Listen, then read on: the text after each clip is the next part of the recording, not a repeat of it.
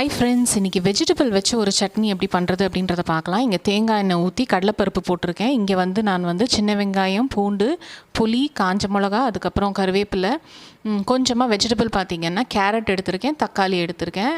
இது பெருசாக இருந்தனால தக்காளி நான் இவ்வளோ மட்டும் எடுத்திருக்கேன், அதாவது 1.5 தக்காளி எடுத்திருக்கேன். இதுக்கு தேவையான தேங்காயும் எடுத்துக்கணும். இப்போ பருப்பு நல்லா வறுபட்ட பிறகு பெருங்காயம் போட்டுக்கிறேன். அப்புறம் நம்ம ரெடி பண்ணி வச்சுருக்க எல்லா சாமானும் நம்ம அதில் போட்டு உப்பு கொஞ்சமாக போட்டு நல்லா வதக்கி விட்டுக்கோங்க.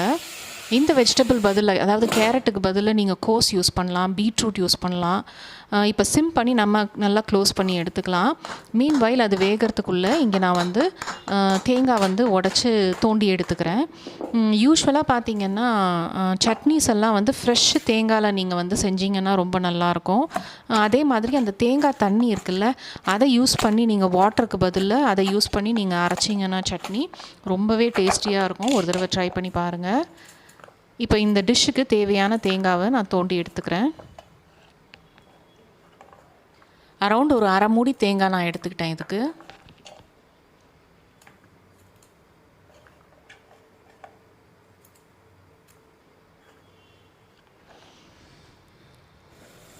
இப்போ சாமான்லாம் நல்லா வதங்கி வந்துருச்சு. தக்காளியெல்லாம் நல்லா மசிஞ்சு வரணும்.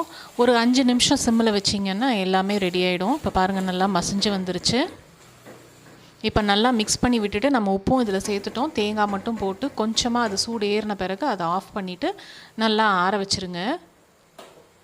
இது தேங்காய் நீங்கள் இதிலேயே போட்டு பெரட்டினீங்கன்னா ஒன்றும் பாதியமாக நமக்கு அரைப்படும். அதனால் நான் சைடில் போட்டு கொஞ்சமாக சூடு ஏறின பிறகு அது மிக்ஸி ஜாரில் போட்டு முதல்ல சுற்றிக்கிட்டு அப்புறம் மீதமுள்ள சாமானை போட்டு நல்லா கொரப்பாக இந்த மாதிரி ஒரு சட்னி கன்சிஸ்டன்சியில் அரைச்சி நீங்கள் தோசைக்கு, இட்லிக்கெல்லாம் ரொம்ப சூப்பராக இருக்கும். கண்டிப்பாக ட்ரை பண்ணி பாருங்கள்.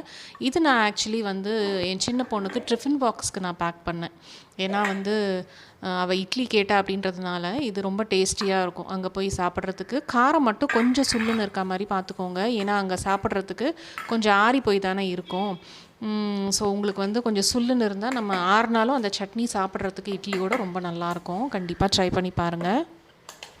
இந்த சட்னி பார்த்திங்கன்னா சப்பாத்தி கூட நல்லாயிருக்கும். சப்பாத்தி, பூரி கூட ரொம்பவே டேஸ்டியாக இருக்கும். ட்ரை பண்ணுங்கள். இப்போ டிஃபன் பாக்ஸ் ரெடி ஆகிடுச்சு. இன்றைக்கான சிம்பிள் லன்ச் இது தான். பசங்க காய்கறி சாப்பிட மாட்டேன்றாங்க அப்படின்ற கவலையே இல்லாமல் இதே மாதிரி சட்னிஸில் நீங்கள் வெஜிடபிள்ஸ் எல்லாம் இன்ஃப்யூஸ் பண்ணி கொடுத்துட்டிங்கன்னா நமக்கு மிச்சம் வைக்காமல் சாப்பிட்டுட்டு வருவாங்க. நீங்களும் கண்டிப்பாக இதே மாதிரி சட்னி ட்ரை பண்ணி பாருங்கள். ட்ரை பண்ணிவிட்டு எப்படி இருந்ததுன்னு சொல்லுங்கள். பாய்.